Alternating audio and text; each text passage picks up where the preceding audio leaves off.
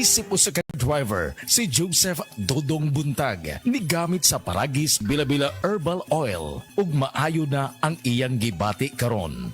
Ako, biyahe-biyahe dyan ko. Biyahe ko, mati ito tagom. Kada adlaw yun na. Sa panahon nga ulan, init, masugatan ako. Maminhod akong kalawasan. Akong tiil, kay tungod lagi ning ula ito masugatan. Mao na akong ginagamit yun. Nga haplas, nga bila-bila. Kaluoy sa Diyos, mawala yun akong paminhod sa akong kalawasan. Kini ginama sa GFMQ Marketing kay sa Paragis Bila-Bila, dili na ka mag-agwanta pa.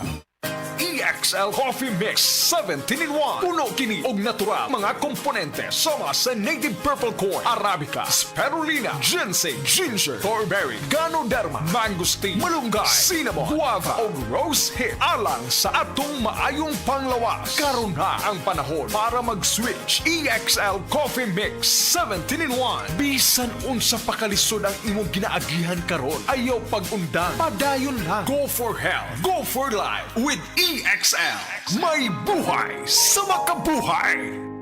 Hi! This is Rene Salud, ang inyong fashion ambassador to the world. Mahaba-haba na rin ang lalakbay ko in my fashion career. I dress beauty queens and known celebrities. Na-curious ako sa MX3, so I tried. 2 years ko na itong tinitake kasabay ng proper diet at regular workout. Para sa akin, ang MX3 is like my beautiful creations. I am Rene Salud. Believe ako sa MX3, kaya umiinom ako ng MX3. Mahalagang paalala, ang MX3 capsule ay hindi gamot at hindi dapat gamiting panggamot sa anumang uri ng sakit. MX3.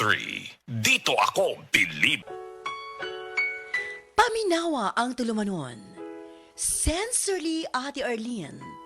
Matag alas 9 sa gabi hangtod alas 10. Dinhi lamang sa DYHP Cebu City.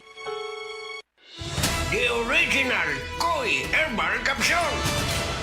Ako si Evelyn Paraguso, nag-edad kong 55 na ako sa Loriga. Sa wala pa ko nakainom sa Koi Herbal Capsule, kanang kapoy akong lawas, nagkalihok, laay kay iliw, labi ng manlaba, mandaghan kay sakit-sakit ba, kahuman niya. Moto nakadunggo ko sa radyo, niinom ko, nisuway ko, niya. Moto mga aptan, mga simana kapin, nagsiklagsik na akong paminaw ba, didaghang salamat sa original Koi Herbal Capsule. The original Koi Herbal Capsule.